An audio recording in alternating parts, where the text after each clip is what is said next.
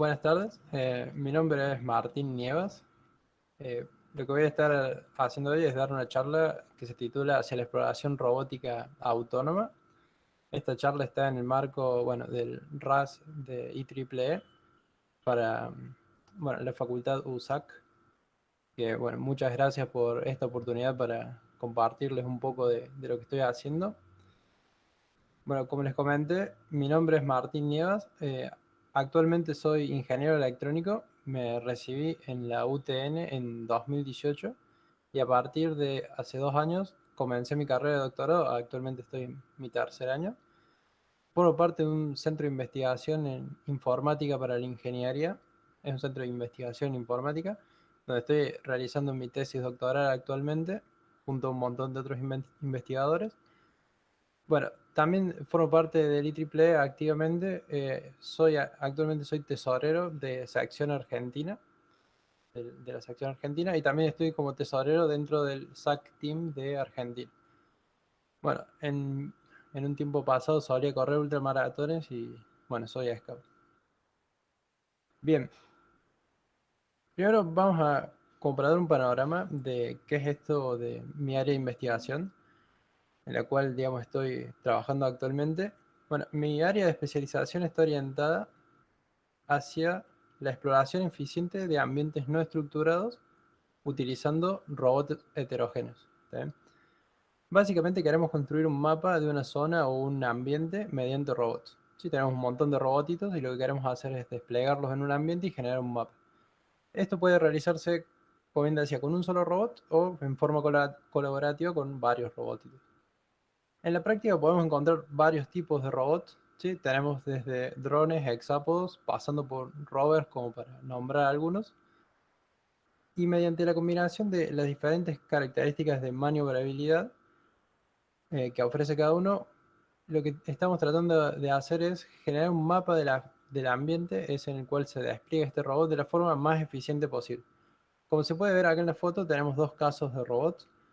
Sí, en el caso de arriba tenemos un despliegue del NIST DHS, que es un ejercicio de búsqueda y rescate donde se utilizan robots específicos diseñados para tareas de búsqueda y rescate, como pueden ver ahí.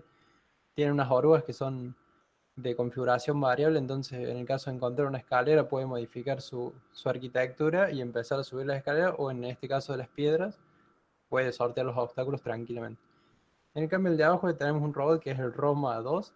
Es un robot desarrollado por la facultad donde estoy, de la Universidad Tecnológica Nacional, donde surgió o sea, nació como una plataforma móvil de hardware abierto, con la idea de experimentar algoritmos, diferentes algoritmos. Bien, durante los últimos meses estuve más orientado hacia la parte de búsqueda y rescate. En este ámbito, la idea es que el mapa que van a generar estos robots sea utilizado para guiar un equipo de rescate hacia el lugar donde se encuentran las víctimas. ¿Está bien? Si bien la charla es particularmente de exploración robótica autónoma en general, van a notar que hay como una influencia hacia los temas estos que acabo de explicar de búsqueda y rescate.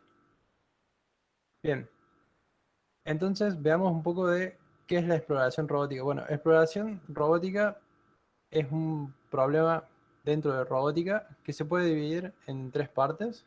Sí, ahora vamos a ver los tres grandes problemas de robótica y dónde está la exploración. Primero que nada, bueno, eso de la exploración es una subárea que combina otras áreas. Primero tenemos unos problemas de robótica que se pueden clasificar en tres categorías. Primero tenemos la localización. La localización es el problema de estimar la posición del robot o la pose del robot con respecto a un mapa. O sea, nosotros tenemos un mapa y queremos localizar ese robot dentro de ese mapa. ¿Sí? Lo podemos plantear como responder a la pregunta ¿dónde estoy? ¿Sí?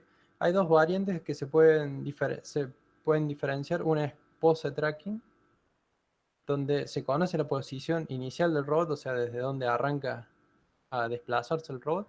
Y la otra es global localization, en donde no se tiene ninguna información a priori de la posición inicial y se puede localizar globalmente un robot. Por ejemplo, el sistema de GPS. El sistema de GPS es, usted lo prende en el GPS y les dice, dentro del mundo están en, no sé, en tal continente o en tal calle. ¿Ven? Ese sería como el Global Localization.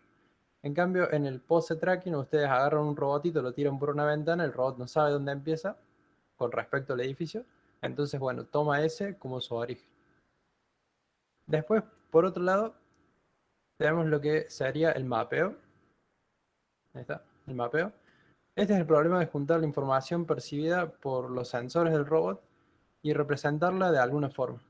¿Ven?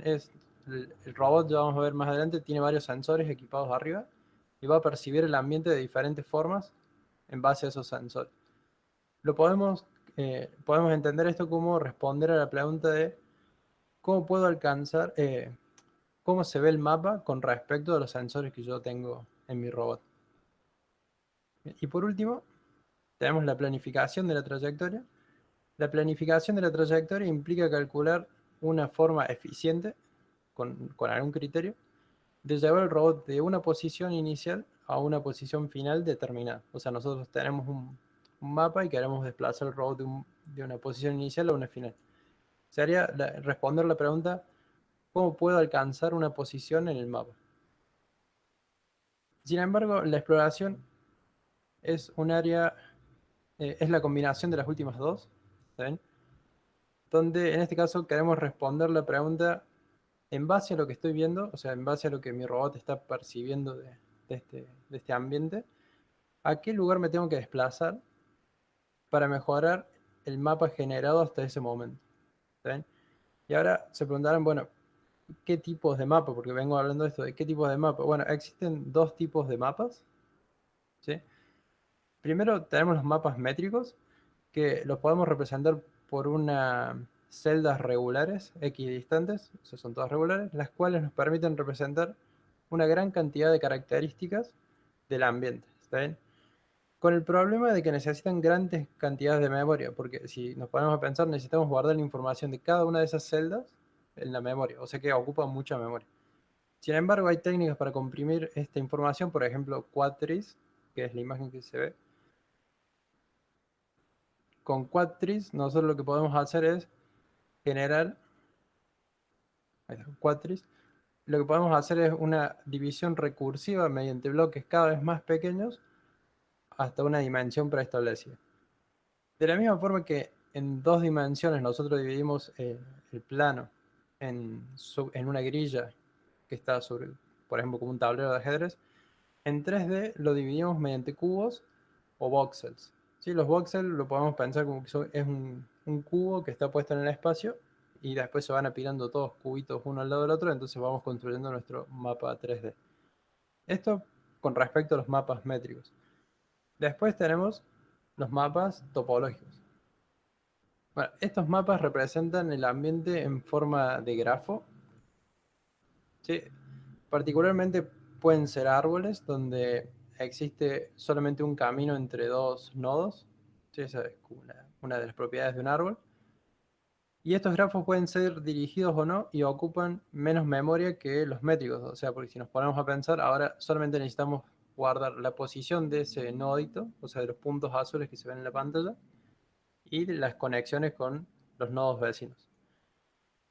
Entonces, ¿qué pasaría si combinamos estos dos tipos de mapas? O sea, tanto los mapas métricos como los mapas topológicos. Bueno, obtenemos un mapa híbrido en el cual se combina la velocidad de planificación sobre estos mapas topológicos y la precisión de los mapas métricos.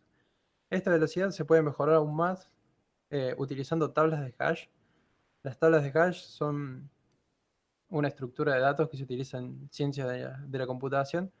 Básicamente lo que nos permite es tener un tiempo de acceso constante a datos.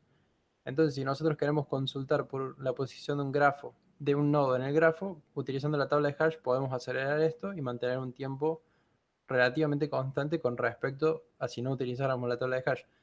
Como podemos ver acá abajo, podemos ver como en naranja el tiempo cada vez es más grande, o sea, se demora cada vez más en buscar un nodo dentro de ese grafo. En cambio, en azul vemos el tiempo utilizando la tabla de hash y es prácticamente constante para los grafos G1, G2, G3 y G4 que cada vez son más grandes. Sin embargo, esto funciona muy bien con sensores de estilo LiDAR, que están en computadoras de escritorio, donde las computadoras de escritorio tienen muy buenas características. Pero, ¿qué pasa cuando pasamos a otras plataformas? Bueno, primero tenemos que ver los sensores que vamos a utilizar. El primero que vamos a ver acá, está cargando el video, es un ejemplo de una cámara de profundidad. ¿Sí? Esta cámara de profundidad es una cámara que nos devuelve la distancia en metros por cada píxel de esa imagen que captura la cámara. ¿Sí? Se podría hacer un arreglo de cámaras y tener más rango de visión. En este caso lo que estamos viendo es, yo estoy caminando con la cámara montada sobre la computadora y abajo en la miniatura se va viendo cómo se va creando el mapa 3D en tiempo real. Pausamos. Después, otro tipo de sensores que hay son los LiDAR. ¿Sí? ¿Qué son los LiDAR? Bueno, el LiDAR es un sensor que es ampliamente utilizado en lo que serían los vehículos autónomos, los coches autónomos, donde está montado sobre el vehículo y genera una nube de puntos utilizando un láser que gira a 360 grados. ¿Está bien? Estos sensores comerciales pueden alcanzar, pueden medir, digamos, distancias de hasta 200 metros, alcanzando una velocidad de muestreo de 1.2 millones de puntos por segundo. O sea, 1.2 millones de puntos, de puntitos por segundo. Como podemos ver ahí en ese GIF, es un dataset descargado y se pueden ver la reconstrucción de los puntos en 3D del sensor ese que está arriba del auto y girando. Lo podemos imaginar como que es una linterna que está arriba del auto y está iluminando con líneas. Entonces nosotros podemos ver incluso la sombra proyectada por algunos objetos. Ahora, 1.2 millones de puntos por segundo. Si consideramos que cada punto son 3 números de puntos flotantes, porque tenemos coordenadas X, Y y Z, ¿sí? Y cada número de puntos flotantes son 4 bytes, esto nos da 14.4 megabytes por segundo. O sea, es un montón de datos que necesitaríamos procesar si queremos aprovechar al máximo este sensor que nos está devolviendo todos los datos. Y son más o menos como 15 megabits por segundo. O sea, una cantidad inmensa de datos.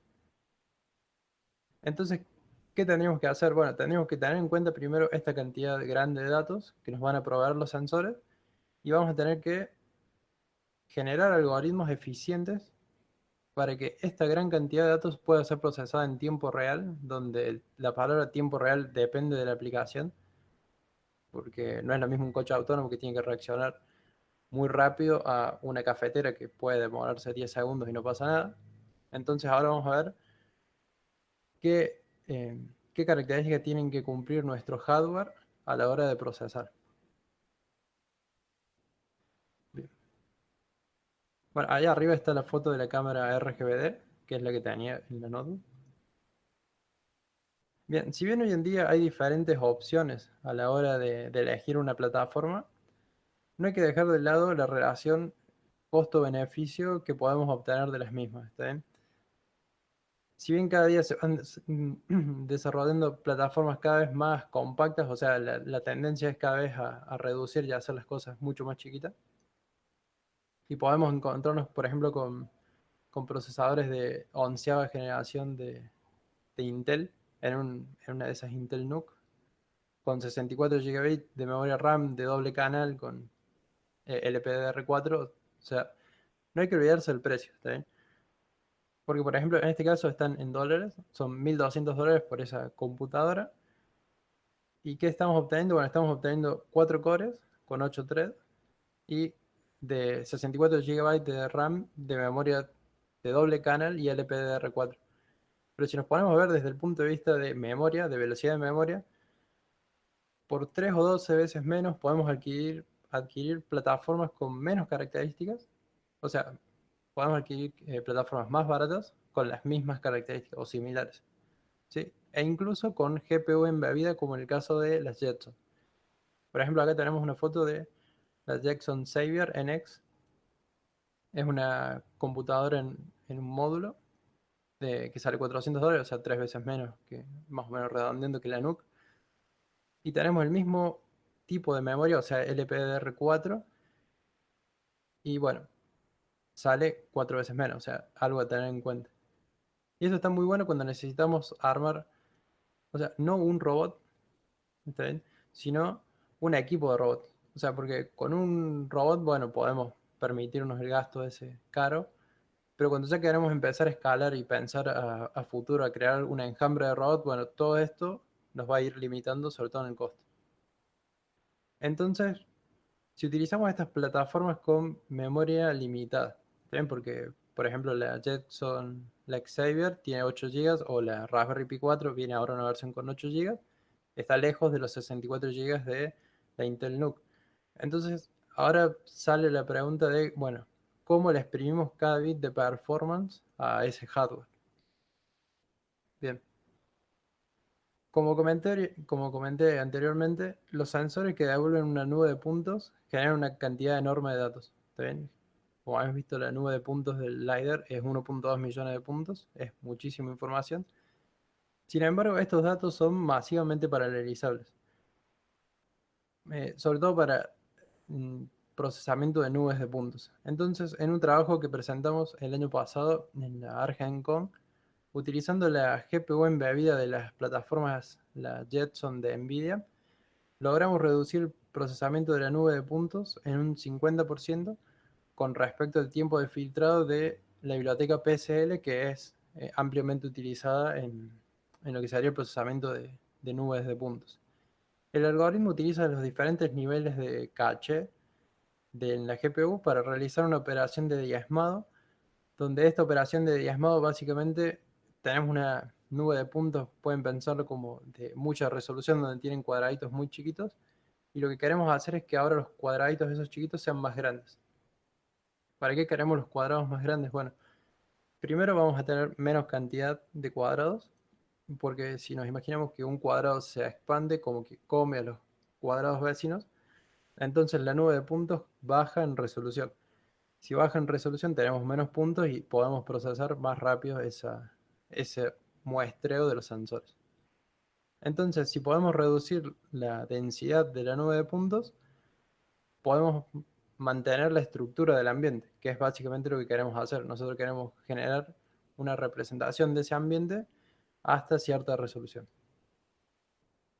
Bien, ahora que ya vimos los ejemplos de los sensores y qué plataformas se utilizan comúnmente en robótica, veamos qué técnicas de exploración se utilizan en base a estos sensores o a estos datos que podemos obtener.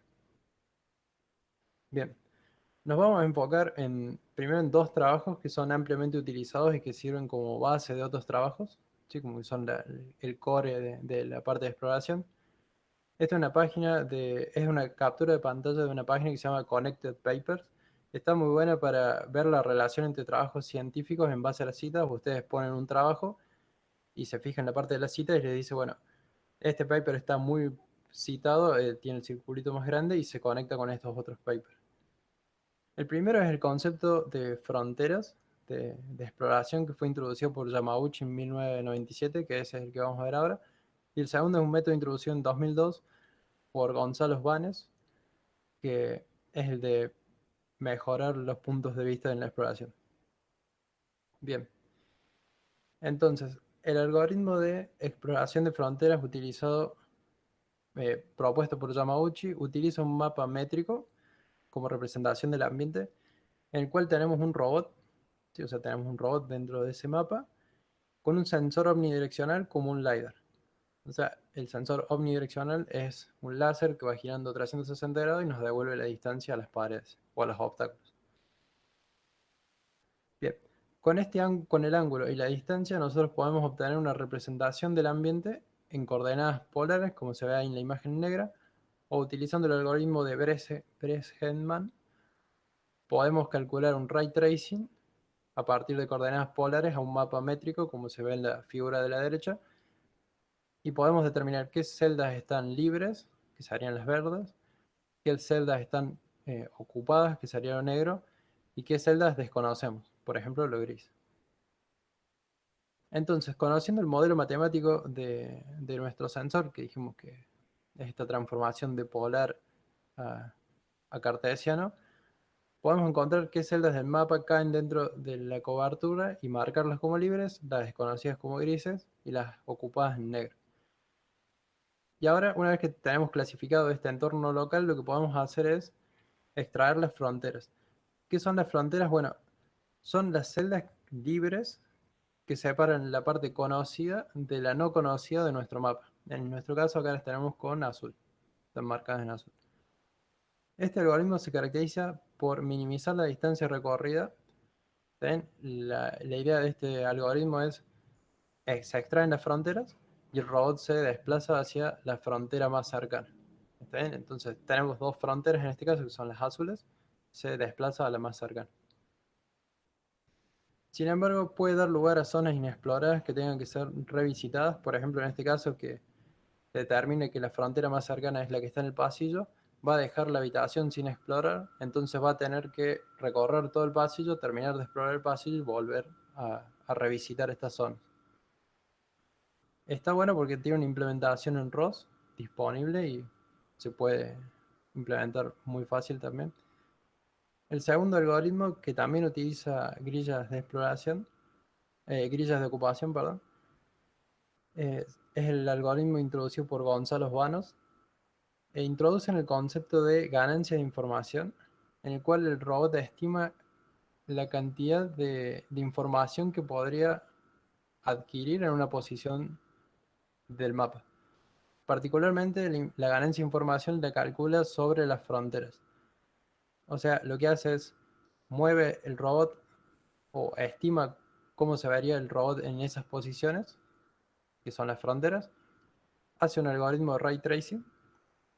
Con el algoritmo este de ray tracing determina cuánta zona gris, que sería básicamente la zona que no está explorada, va a observar desde ese punto de vista, calcula para los dos puntos y se desplaza hacia la zona con mayor ganancia de información.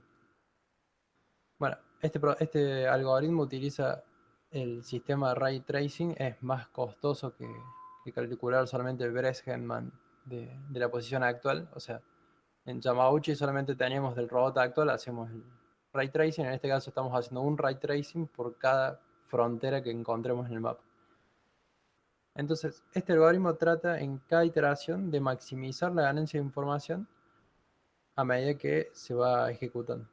Pero como vamos a ver más adelante, hay hardware dedicado para estas operaciones, que son las de ray tracing, que un algoritmo costoso hace unos años ahora puede ser bastante útil. Entonces ahora que ya tenemos como una visión general del concepto de exploración, vamos a pasar a dos trabajos que son muy recientes, son recién sacados del horno casi. El Splat Planner salió ahora a principios de año, que digamos, desde mi punto de vista y desde la gente que está en exploración robótica, son considerados como el estado del arte en el ámbito de mapeo conociendo la posición. O sea, es mapping with no poses. O sea, nosotros vamos a mover el robot y vamos a mover el robot conociendo exactamente su posición. Entonces, entre los diferentes enfoques que podemos aplicar, uno es utilizar representaciones para el mapa que sean computacionalmente eficientes y amigables con la memoria, o sea, esto para los tipos de mapa. Y básicamente estos algoritmos utilizan estructuras de datos muy eficientes y muy amigables con los distintos tipos de la memoria. Particularmente estos se implementaron todos en CPU, entonces son muy cache friendly. Y ahora vamos a ver un videito. La parte interesante está por acá. Bien, lo que hace o sea, la formulación del problema, tienen un mapa de ocupación denso de grillas de ocupación como vimos antes en 3D, donde tenemos los voxels.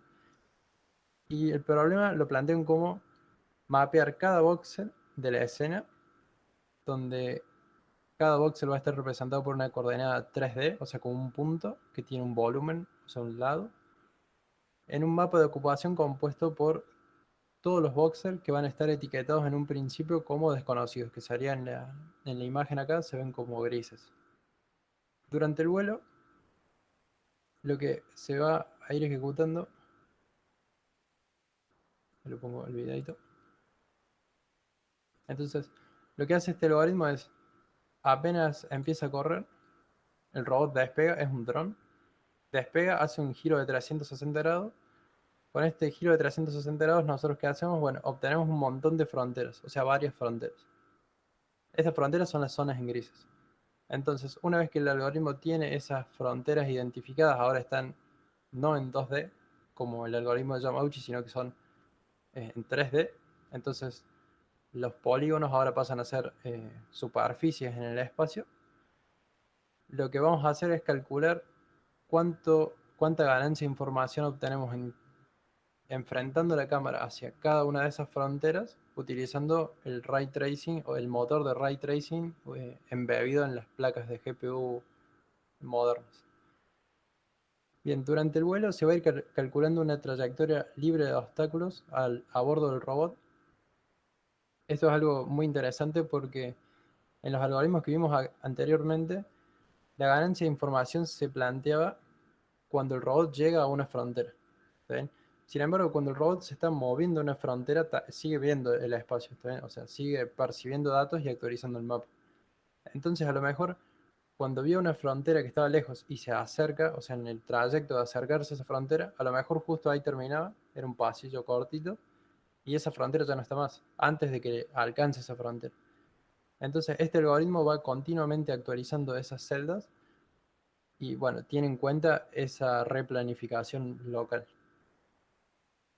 Bien, particularmente tiene dos modos de utilizar este algoritmo. Tiene el método Ray Tracing que utiliza GPU y también utilizan otro método que se llama Projection Mapping.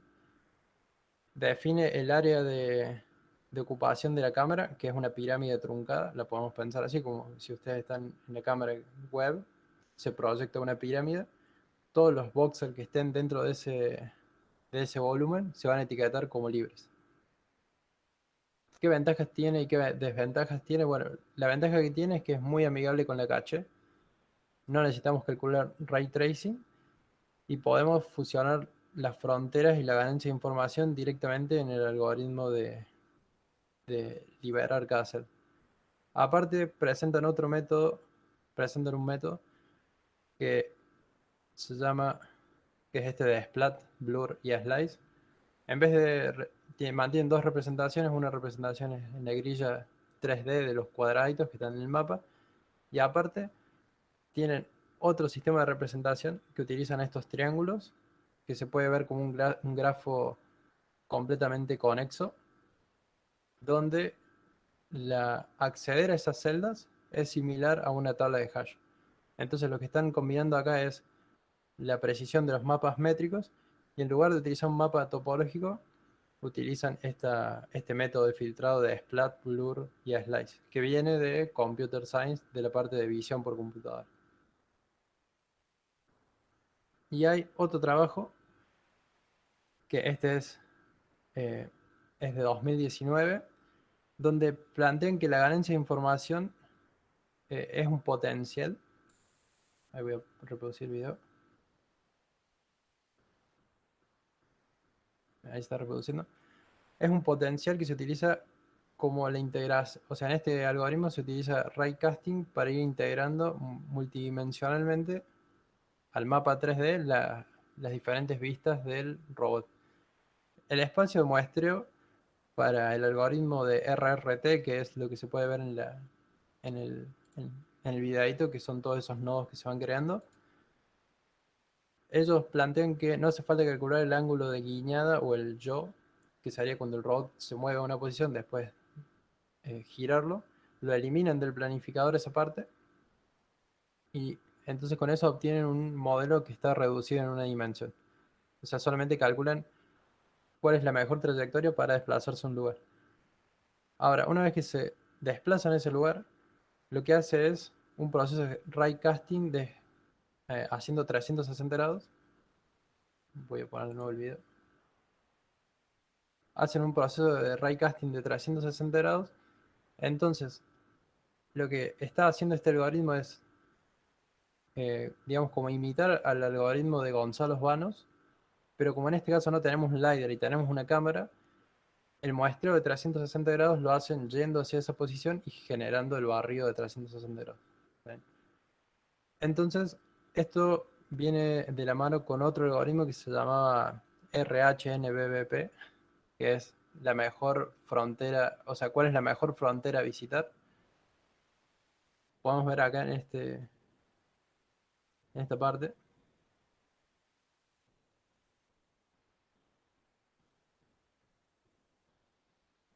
de acá. Ahí está.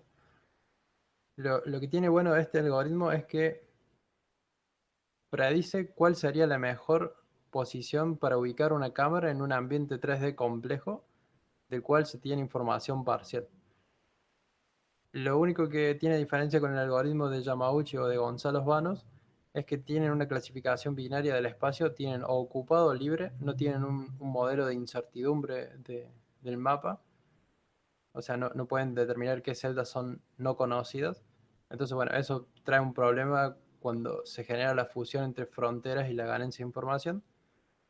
Y utilizan como método de almacenamiento de datos Octomap, que es un algoritmo comúnmente utilizado en robótica. Bien, pasamos acá. Este algoritmo de Octree que les comentaba, básicamente lo que hacen es, tenemos un cubo de una unidad dimensional en el espacio y lo que hacemos es dividimos ese cubo en 8. ¿Sí? Lo cortamos en el eje X, lo cortamos en el eje Y y en el Z en unidades iguales. Entonces tenemos 4 cubitos arriba y 4 cubitos abajo. Entonces por cada cubo podemos generar una división recursiva de 8 hasta la dimensión que nosotros queremos. Entre más profundo vamos en el árbol, más densidad vamos a tener, o sea, más chiquitos van a ser los cubos, pero más memoria vamos a necesitar para almacenar esa representación. Particularmente en Octree tiene 8.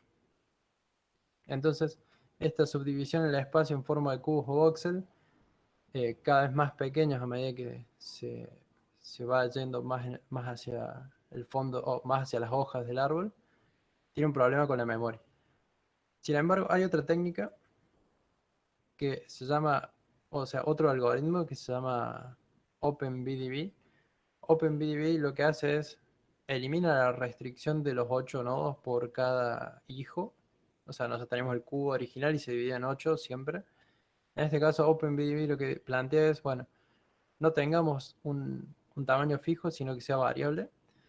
Entonces, en este caso, cada nodo tiene una cantidad de hijos que se puede configurar y en particular resulta interesante cuando la cantidad de hijos es proporcional a la memoria caché de la plataforma. Con esto podemos reducir la cantidad de page fault que se hacen en la memoria RAM, porque es más probable que el dato que necesitemos ya se encuentre en la memoria caché del procesador. O sea, nosotros vamos a ir a consultar por un dato y en, en los diferentes niveles de memoria de una computadora hay una parte que son las memorias caché.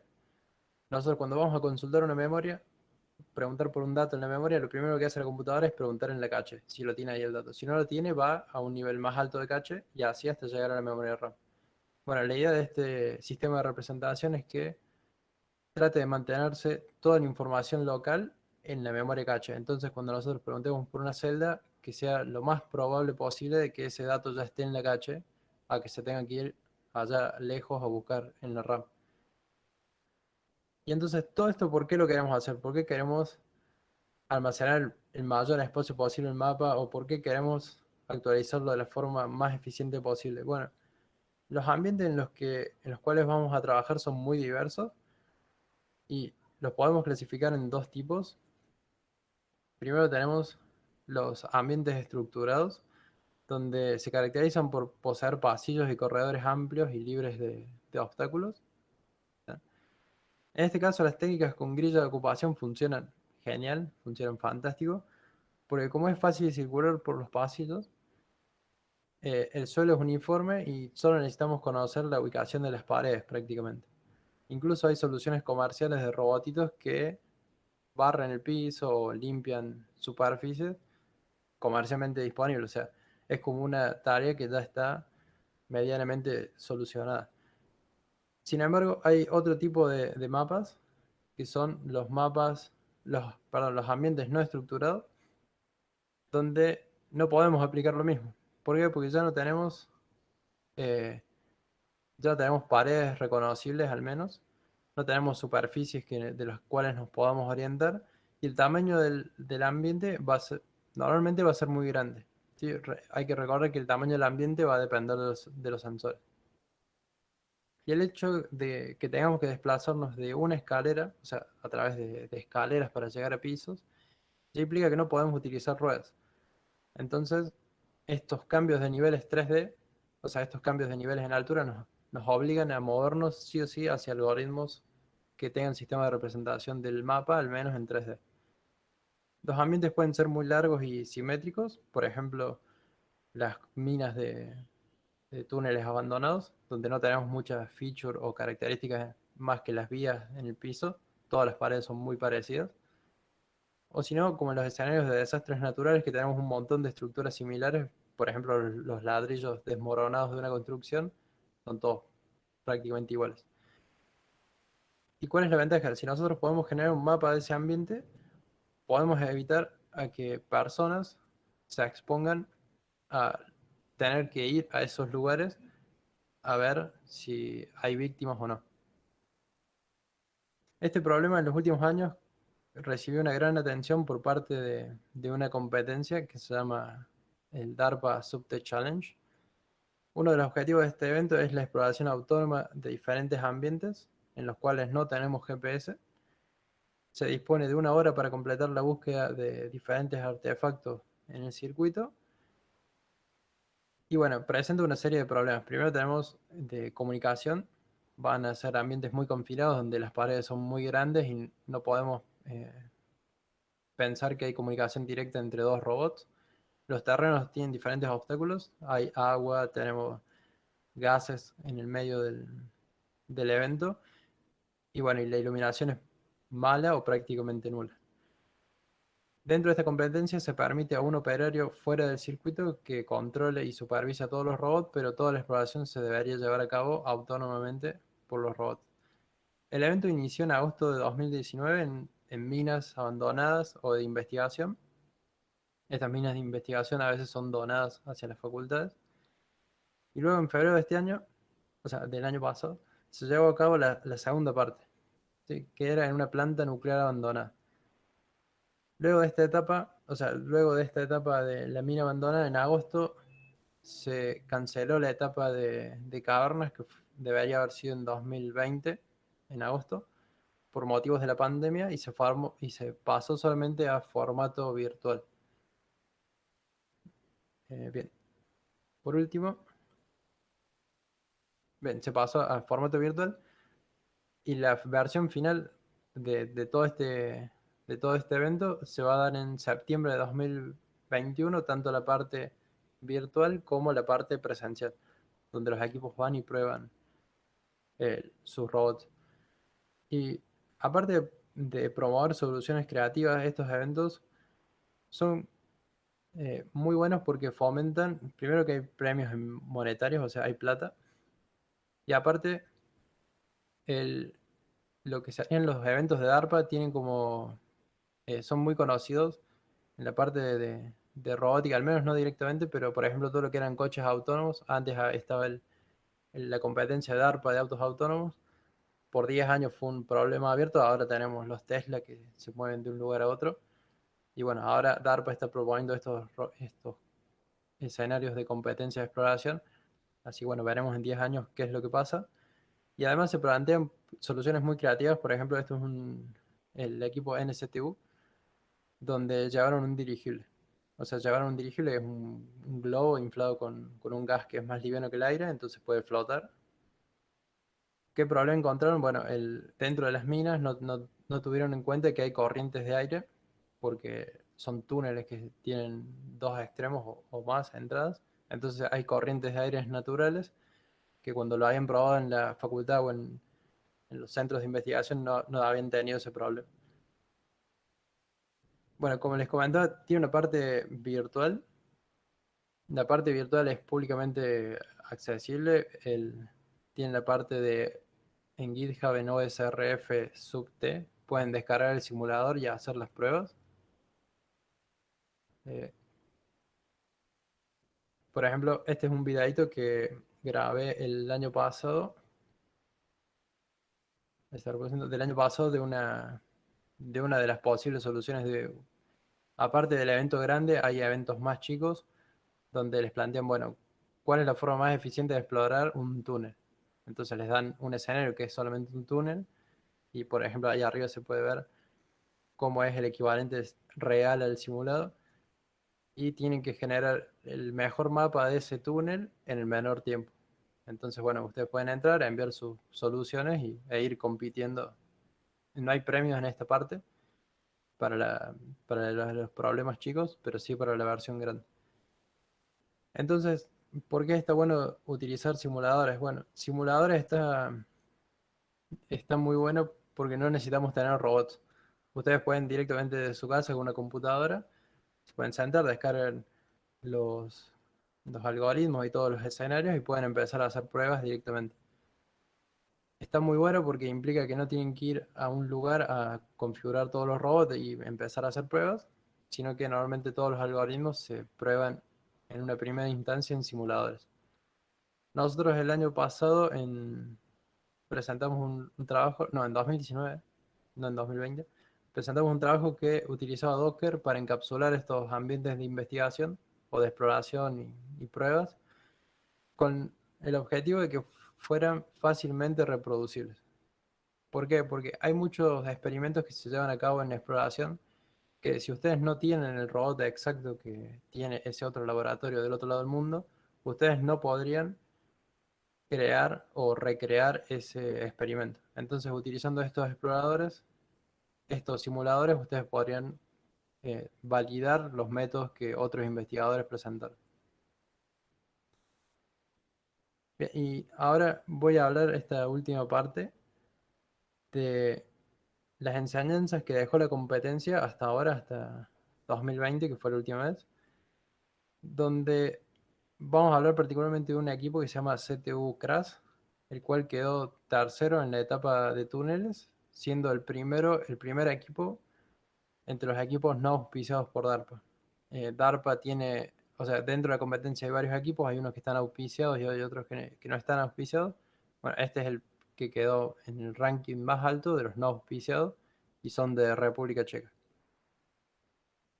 Bueno, compitieron también en la parte de simuladores. Acá podemos ver los robotitos, cada participante o cada equipo que quería presentarse en la competencia tenía que modelar sus robots, enviarlos a la competencia, que se los validen y después recién ahí podían utilizarlo. Hay que tener en cuenta que esta es una competencia a nivel mundial y los robots que tengan en Japón, por ejemplo, pueden ser completamente diferentes a los que tengan en el equipo de Estados Unidos.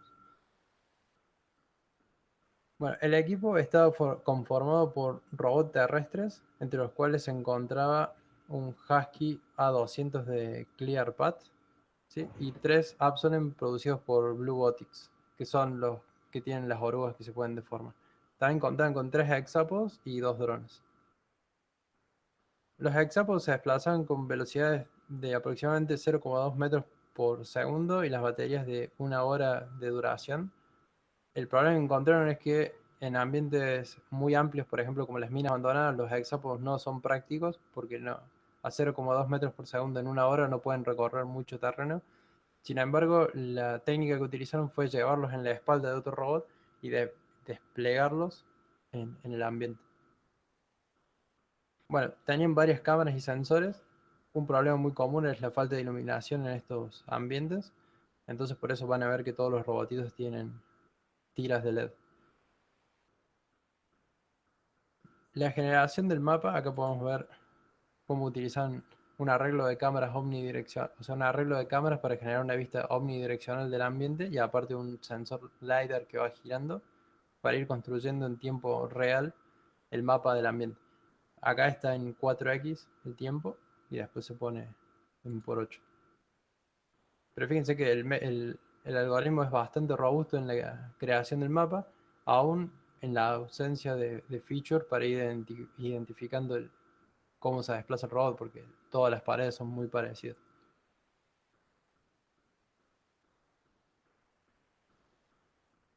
Bien, y para la comunicación entre los robots utilizaron equipos de Wi-Fi comerciales. Uno de los problemas que todos los equipos tuvieron fue la comunicación entre los robots.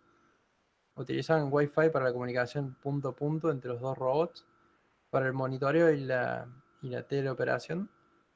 Después, por otro lado, utilizaron nodos de Mobilicom de 1 megabit que tenían un alcance de 100 metros. Esos son también en línea visual. Y para superar las limitaciones de línea de visión directa, emplearon otro sistema de comunicación que tiene un rendimiento limitado para compartir solamente las posiciones de los robots y los objetos que tenían que identificar, que son los como tachitos de pintura que están puestos al costado del robot. El robot iba por el mapa y iba desplegando esos nodos y iba construyendo toda una red de servicio de comunicación en el mapa. Entonces, ahora que ya hemos visto todo esto, ¿qué conclusiones podemos sacar? Bueno, es necesario implementar o utilizar esquemas de comunicación que tengan en cuenta la incertidumbre de los agentes, ya que nuestra percepción del mundo va a depender de los sensores que utilicemos, o sea que la incertidumbre siempre va a estar ahí. Las cámaras de profundidad generan enormes cantidades de datos y transmitirla por la red es costoso, por lo que hay que analizar técnicas y estrategias de compresión de esas nubes de puntos antes de enviarlas. Plataformas con GPU embebidas resultan interesantes porque nos permiten procesar datos en paralelo con un bajo consumo. Y en ocasiones es necesario recuperar los robots. En la competencia no era necesario recuperarlos, todos los mandaron y los dejaron allá, después la gente de la organización se los devolvía. Entonces hay ciertos escenarios en que es interesante recuperar los robots, sobre todo cuando los robots son caros. Y otro aspecto que no mencioné es la parte de Machine Learning. Estamos yendo hacia un mundo de todo que es Machine Learning.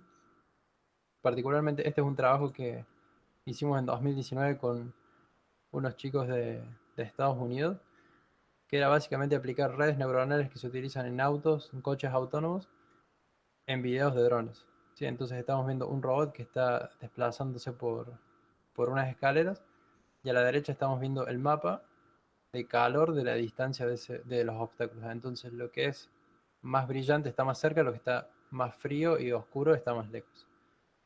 Y esto no es algo imposible, ya existen soluciones comerciales de esto que aparecieron justo cuando empecé la tesis. Este es un robotito que se llama Skydio Drone.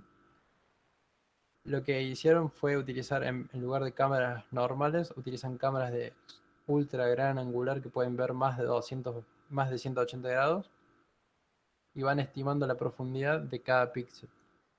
Entonces con esto es con un sensor, tenemos un montón de información que es una imagen y tenemos un algoritmo, una red neuronal particularmente que está entrenada para estimar la profundidad de cada píxel en esa imagen. Realmente es increíble esta foto, cada uno de esos cuadraditos tiene 4K, o sea, una imagen de 4K, y la está procesando en tiempo real a bordo 6 de esas camaritas en tiempo real. O sea, es impresionante. Ahí pueden ver abajo a la izquierda cómo se vería el ojo de pez montado sobre una de las patas del dron. Y bueno, este es un experimento que hicimos en la facultad cuando todavía podíamos estar presenciales, donde tenemos la misma cámara y el objetivo es utilizar no una, sino dos cámaras enfrentadas, o sea, puestas espalda con espalda, para generar un anillo de red, o sea, un anillo de visión que podamos calcular, utilizar algoritmos clásicos, que sería visión estéreo, y combinarlos con estas redes neuronales. Bueno, el problema que tienen todos estos algoritmos es siempre la distorsión y las lentes estas son súper distorsionan un montón la imagen, así que es una línea de trabajo que se está investigando actualmente en el mundo y hay mucho trabajo por hacer por este lado. Pasamos. Entonces, bueno, creo que estamos con el tiempo, sí. Muchas gracias por la atención. Cualquier duda y consulta la podemos ver ahora. Ahí voy a ir mirando el chat.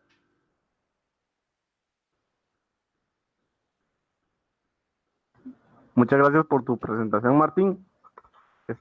Yo era el que recuperé las preguntas y las tengo aquí en un listado. te las puedo ir preguntando una por una. ¿Estás de Perfecto. acuerdo? Sí, sí, perfecto. Bueno, comenzamos con la primera. Nos preguntaron cuál es el mejor lenguaje para realizar Slam. Muy bien, qué buena pregunta. Está buena la pregunta.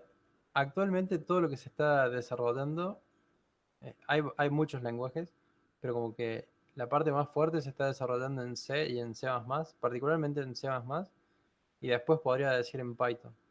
Porque esos son los algoritmos que tienen, digamos, no sé exactamente, pero un 80-90%.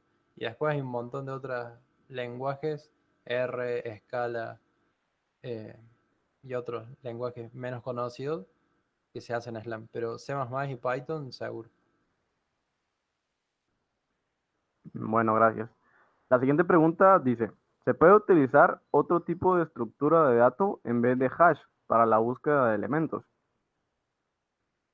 Bien, también está buena la pregunta. Estaban atentos. Las tablas de hash particularmente lo que tienen es o sea, son muy amigables con la caché, pero sí existen otros tipos de estructuras de datos, que son las listas de prioridad indexada, que básicamente combinan un árbol, un grafo, que es particularmente un árbol, y una tabla de hash. Esas dos cosas las combina y ya viene embebida en la estructura de datos. No es como el trabajo que presentamos nosotros, que son las dos estructuras separadas y se van utilizando, sino que con estas listas de prioridad indexada se debería generar un menor tiempo de búsqueda con un menor impacto en la memoria.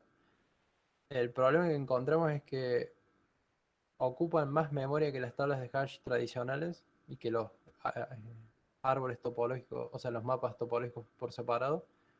Y bueno, no seguimos investigando mucho, pero las listas de prioridad indexadas sería bueno revisitarlas ahora que hay mejor hardware disponible. Muchas gracias. La siguiente pregunta dice, ¿utilizan redes neuronales para realizar el mapeo del entorno? Eh, Particularmente en mi área de investigación no, pero hay otros investigadores que sí, hacen enfoques directamente end-to-end, se llama, son puramente entrenables. Básicamente es una red que recibe una imagen y saca una nube de puntos 3D de todo el mapa. No tiene partes intermedias ni nada, es algo que come una imagen y les devuelve un mapa. Particularmente yo no estoy en esa área de investigación, pero sí se realiza. Entiendo, gracias.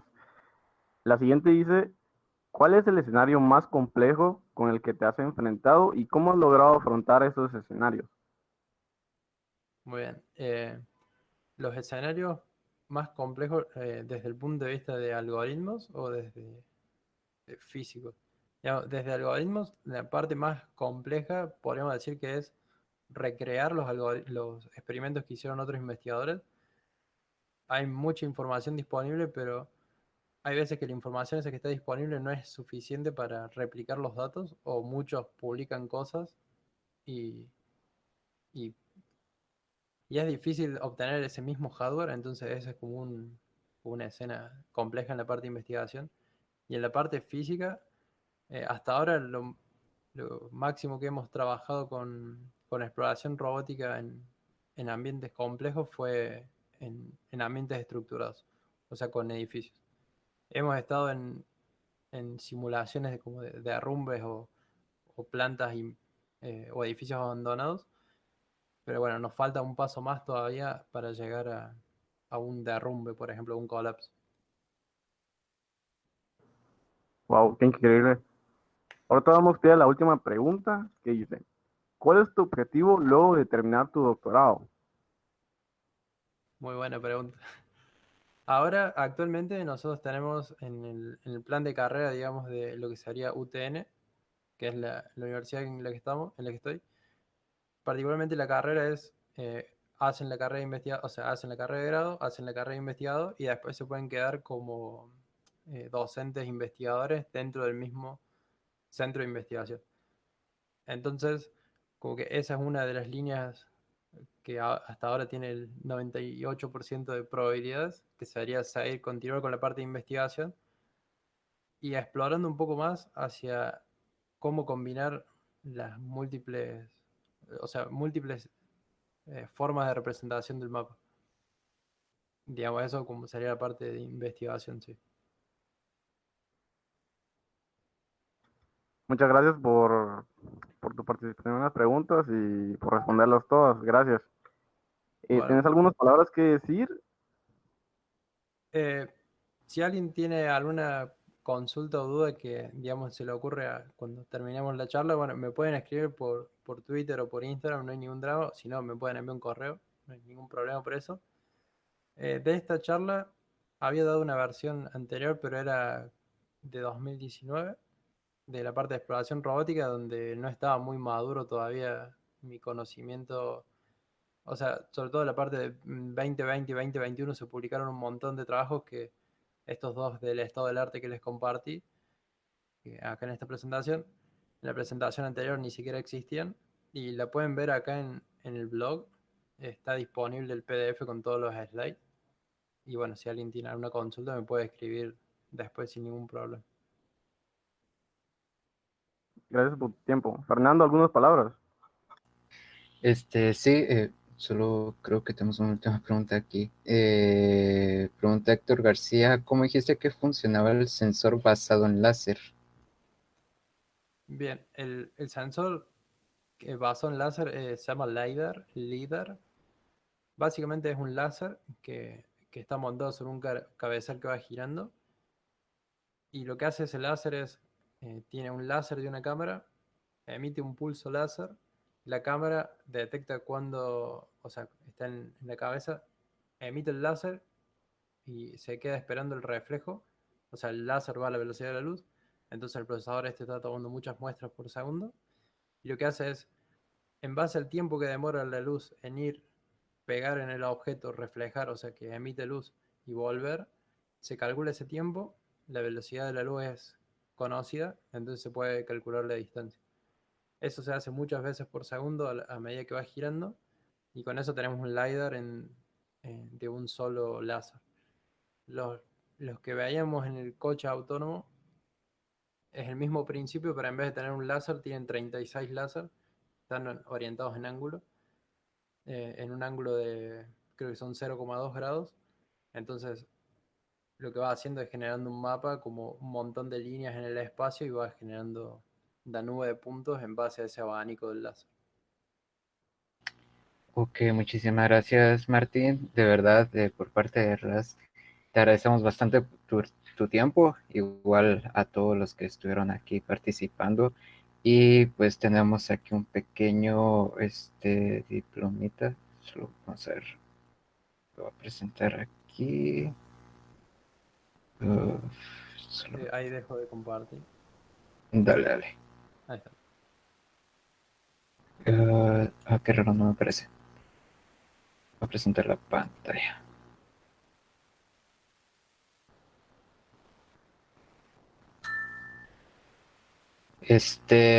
Aquí tenemos un pequeño diplomita que es el capítulo estudiantil de la Sociedad de Robótica y Automatización de la rama estudiantil IEEE de la Universidad de San Carlos de Guatemala. Otorga el presente reconocimiento al ingeniero Martín Nievas por su valiosa participación como ponente en el webinar titulado Hacia la exploración robótica autónoma, el 15 de abril del año 2021. Solo que esta es la que no tiene las firmas, pero ahí tengo una con las firmas que firma Francisco José Alberto Chávez Otzoy, vicepresidente del capítulo, y Héctor Fernando Carrera Soto, presidente del capítulo. Y pues de verdad, muchísimas gracias por tu tiempo y la verdad sí estuvo súper interesante en lo personal. Yo creo que va a seguir un poquito más de cerca tu trabajo y tus investigaciones. Y Bueno, bueno, ajá. bueno, muchísimas gracias. Gracias por el diploma. La verdad que no lo esperaba, así que muy buen detalle. La verdad que puntos para eso. Y sí, si me quieren escribir por Instagram o Telegram, por Twitter, no hay ningún problema, estoy más que disponible. Muchísimas gracias, Martín, y gracias a todos. Entonces, los esperamos en una próxima ocasión. Bueno, nos vemos. Gracias. Gracias. Adiós. Feliz tarde.